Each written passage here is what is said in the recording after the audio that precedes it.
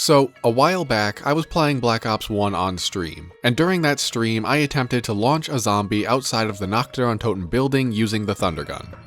I failed, multiple times, and as punishment, I was instructed to launch a zombie on every map. It's taken me a little while to get it all together, but today I would like to welcome you to Launching Zombies 101, where I will take you through all the Black Ops Zombies maps and show you at least one good way to send a zombie flying. But before we begin, what exactly do we consider launching a zombie? Well, for this class, we're going to count any sort of movement in a ragdoll state, but obviously the further and the faster they go, the better. Why am I doing it like this? Well, as you'll see, on some maps it's really easy to send a zombie into the air, but on others it's nearly impossible to get them off the ground. And I'd rather include some more disappointing launches than skip maps entirely. Now with that out of the way, let's get into our first game, World at War.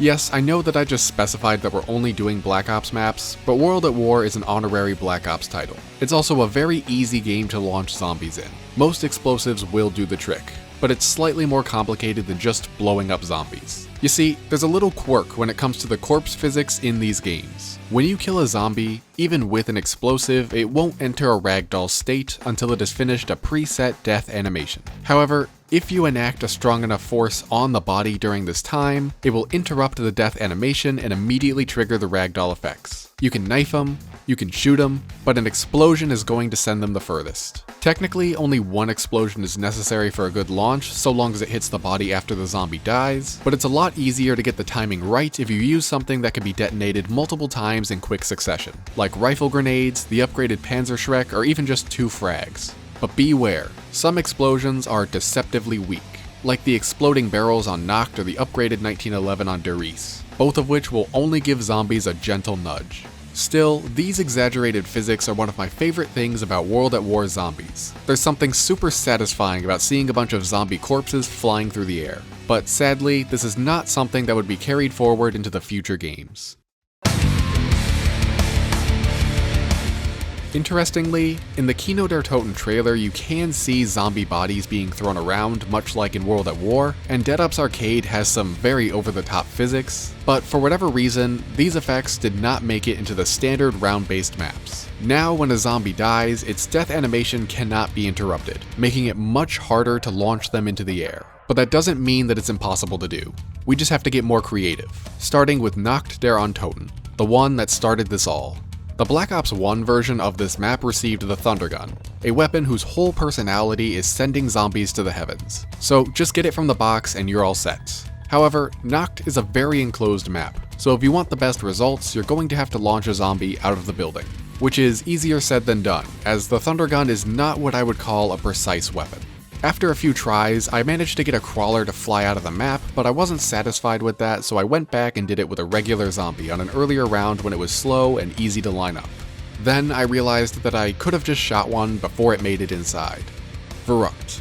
Where Nacht was blessed with the Thunder Gun, Verrückt was cursed with the Winter's Howl, a weapon designed to literally freeze zombies in place. This, paired with the restrictions of Black Ops 1, makes it impossible to get a zombie off the ground. And that's why we're counting any sort of movement in a ragdoll state as a launch, because the best I could do with this map was to get a zombie to fall down the stairs. It's disappointing, but it will have to do. Shi no Numa. This is the easiest of the 4 original maps to launch a zombie on thanks to the Flogger. All you gotta do is flip it on, walk some zombies through, and watch them soar. Der Riese. This is another Verrückt-like map that doesn't have any wonder weapons or traps that can launch zombies into the air, so we're going to have to rely on gravity again. There are a couple of drops by the catwalk and the bridge, so I just had a zombie fall off of one of these. Kino der Toten. This map brings back the Thunder Gun. Well, technically it introduces the Thunder Gun. I tried to launch a zombie into space from the roofs outside, but it didn't seem to work. Maybe I had a bad angle, or maybe I just got unlucky. Whatever the case, I just settled for scattering some zombies all over the alley. 5. This is another nearly impossible map, thanks once again to the Winter's Howl. The best that I was able to come up with was getting a zombie to fall from the upper level of the war room. It is at least a pretty high fall, though it is kind of hard to see it happen. Ascension. Once more, the Thunder Gun is back, and with the majority of the map being outdoors, you can get some really good launches with it. Call of the Dead. On this map, you can find the Flinger, which when activated will fling anything on it towards the lighthouse, including any zombies. You don't even need to use it yourself. You just step on it, step off, and you can watch the zombies fly. It also just respawns them, it doesn't actually kill them, so you can do this over and over to your heart's content. It works on George Romero too, but sadly he doesn't go into a ragdoll state. That would have been really funny though. Shangri-La. We've got two pretty solid methods on this map. The first is to use the minecart with a zombie on it, and at the end of the track when you get flung off, the zombies will be flung along with you. The second is to acquire the 3179 JGB 215, shrink down a zombie to baby size, and then punt it. Moon. This one here is probably the easiest Black Ops 1 map to launch a zombie on because while you're in a low gravity area, any zombies you kill will be thrown back pretty far, especially if you use a higher powered weapon like a shotgun. Now we're on to Black Ops 2, and we're going to start with Nuketown Zombies. This may seem like a weird one to start with, but it'll make the video flow better, trust me. Nuketown Zombies is one of those maps where there's no good way to launch a zombie, so we're just going to rely on getting a zombie to fall off of one of the ledges around the map. And with that out of the way, we can move on to Transit. This is where things get really easy because of the newly implemented buildables. Here on Transit, we have the Shield, available very early on, which will launch zombies pretty far with its melee attack. Die Rise. This map has the Trample Steam, once again available very early on, which will fling forward any zombies that step on it. Mob of the Dead. Just the Shield again. Buried. First, there's the Trample Steam, which I like to use to throw zombies at the ghost house, but there's also the Subsurface Resonator, which will launch zombies so long as they're far enough away to not be vaporized, but close enough to not just be knocked over. Origins. We've got a couple of good methods here. There's the Shield for the third time, there's the 1-inch punch, and there's the Wind Staff. Here in Black Ops 3, we have something that I'm going to call universal methods, these being ways of launching zombies that apply to most, if not all of the maps. This includes things like the Shield, the Thunderwall and Turned ammo mods, and of course, Newtonian Negation, so long as you have DLC 4. And these universal methods are great, but I don't want to cover an entire game with just a few sentences, so let's go over some map-specific methods. Shadows of Evil. I found that the Apothicon Servant can send zombies flying if they are at the perfect distance when the black hole explodes. Though this is really hard to pull off and even harder to see happen, but fortunately there's also the little Arnies which are much better at launching zombies into the air. The Giant. Unfortunately, it's the same as Der Riese. We're just gonna get a zombie to fall off one of these drops. Der Eisendrache. This is easily the best map when it comes to launching zombies into the air. Not just in Black Ops 3, but just in general. The base bow will knock them around a short distance, the wolf bow will send them even farther, but they will disintegrate after being hit. The Ragnarok Specialist will launch them way up into the air, but the best method by far is using the Wonder Spheres. Just activate one while a zombie is inside and it'll be sent flying, way higher up than even you'll go.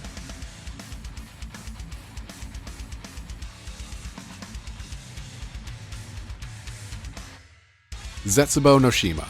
Kind of like the Giant, there aren't many options when it comes to launching zombies. At least this time around there's a shield that you can use, but as for map specific methods, the best I've got is some drops that you can knock zombies down by the labs. Gorod Krovi. Here we've got the Flinger Traps, both outside Dragon Command and the Pack-a-Punch building, which make it nice and easy to fling some zombies. Revelations. This map offers plenty of ways to launch zombies, mostly returning from previous maps. There's the little Arnies from Shadows of Evil, the Thundergun from several other maps, the Flogger from Shido Numa, and my personal favorite, the launch pads from Der Eisendrache. Well, I guess technically they're not the same launch pads, but it's the same mechanic. Though these ones are a little harder to work with because they're not manually activated, but they are just as effective.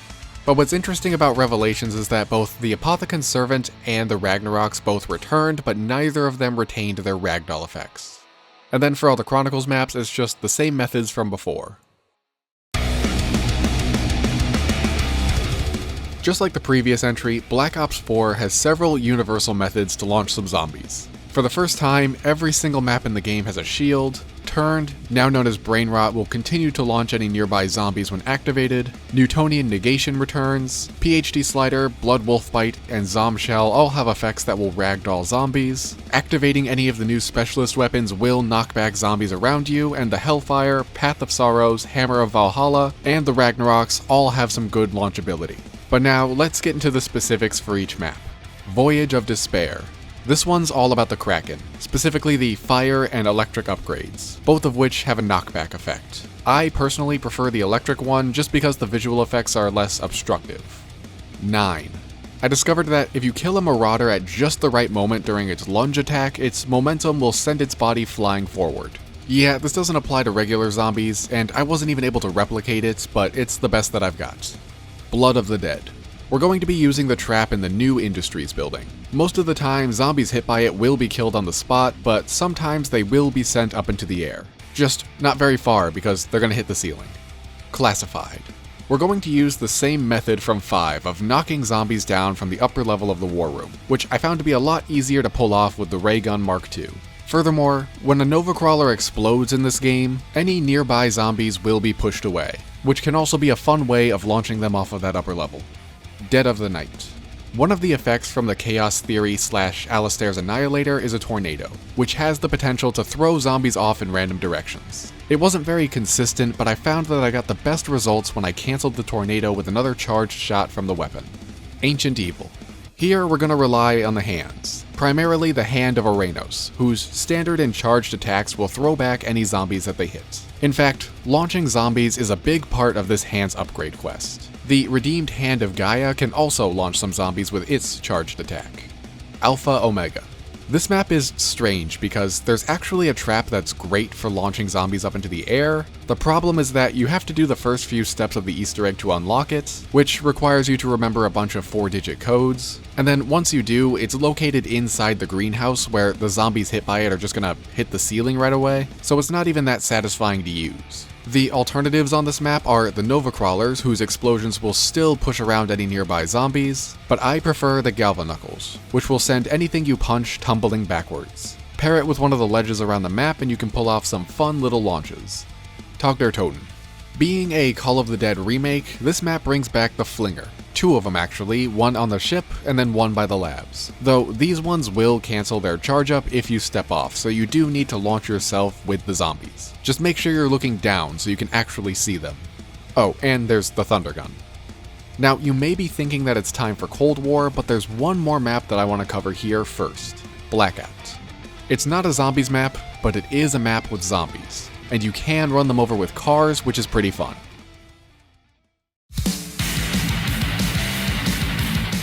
Cold War is interesting. There really aren't death animations anymore when you kill zombies. They will instead go straight into a ragdoll state. You'd think that this would make launching them really easy, but the problem is that very few weapons in this game pack enough of a punch to actually achieve this. I had some luck a couple times with the C4, but for the most part we're better off just relying on specific launching methods. Starting with Onslaught.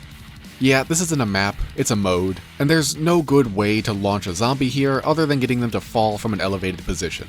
Honestly, I wasn't even going to include this, but I do want to talk about Outbreak and it felt disingenuous to leave out Onslaught. Die Maschine. The base version of the DIE Shockwave will create some pretty satisfying launches, but unfortunately the zombies will disintegrate almost immediately, so the effect is short-lived. Firebase Z. I found 2 okay-ish methods for this map. The first is that when you turn on an ether reactor, it will emit a pulse that will clear out the area. This will throw zombies pretty far, but it can only be done so many times per match.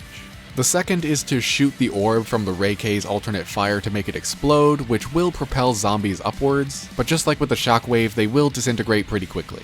Oh yeah, and my beloved jump pads return, but they don't actually affect zombies in this game. Outbreak. Both the DIE Shockwave and the Ray K return, but there are better ways to launch zombies here. You can hit them with cars just like in Blackout, you can discharge one of Strauss's Aether canisters, but the best launches are going to come from reaching certain milestones during the main objectives, which will emit energy pulses to clear the immediate area just like the reactors from Firebase Z. This includes protecting one of the rockets during the Secure mission, or filling one of the canisters during Harvest. Though, strangely, not every energy pulse will launch zombies. even though it looks like they should. Finishing the defend objective just turns them into paste, and the golden chest doesn't seem to have any effect. Mauer der Toten. This map was tricky. None of the Cerberus variants will propel a zombie a noteworthy distance, so I just went with shooting them off of the 2 buildings by the pack-a-punch. Though I did notice that if there are too many bunched up on the wall, they won't always fall back down like they're supposed to. Forsaken. Launching zombies is really easy on this map. Just use the Chrysalax in its melee form and zombies will go flying. It even works on a lot of the special enemies.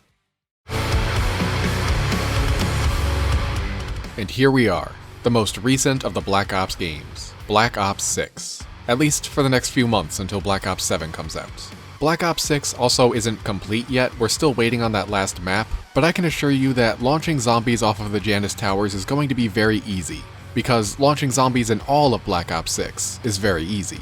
Just like in Cold War, there's no death animations, zombies go straight into the ragdoll phase, except this time, every weapon is powerful enough to knock them back at least a little bit. Regular guns, melee weapons, grenades, rocket launchers, melee macchiato punches, energy mines, most of the score streaks. It takes almost no effort to launch zombies in this game because just about anything will work. If you even just kill zombies during certain animations, like climbing through barriers or getting up after being knocked over, that can send them flying into the air too.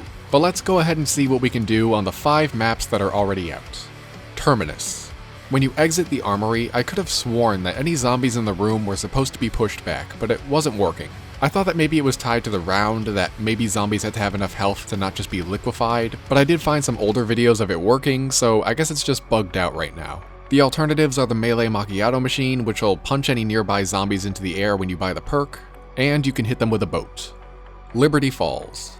There's a vault, just like the armory from Terminus, and this one doesn't seem to be as bad. I can still see zombies getting pushed over by the door, but I could have sworn that it worked better in the past. There's also the melee macchiato machine again, but this one's located in a corner where it won't really work unless you let yourself get cornered. Other than that, there are a lot of cars around the map that you can blow up to send zombies flying, and the jet gun's alternate fire will launch zombies as well. Citadel des Morts. You can find more cars to blow up on this map, and there's another melee macchiato machine, but it's in a corner again. When you fire the cannon, any nearby zombies will be flung back, and the fire sword's charged attack is also pretty good for launching zombies. The Tomb. Honestly, there's not much here that I could find, just that the dart traps will fling zombies towards the opposing wall, but not even every time. Shattered Veil. I thought that the pulse from a dying disciple would launch any zombies in range, but that actually doesn't seem to be the case. The only other thing I could think of was the armory, but as I've already mentioned, it's bugged out at the time of this video. I guess Shattered Veil is kind of a disappointing map to end on, but that was the last map, which will conclude our lecture for today. I hope that you've learned a lot about one of my favorite pastimes, sending zombies to the heavens. But if you know of any methods that I may have missed, feel free to share them in the comments. And also, before you go, please enjoy this compilation of all the different launches.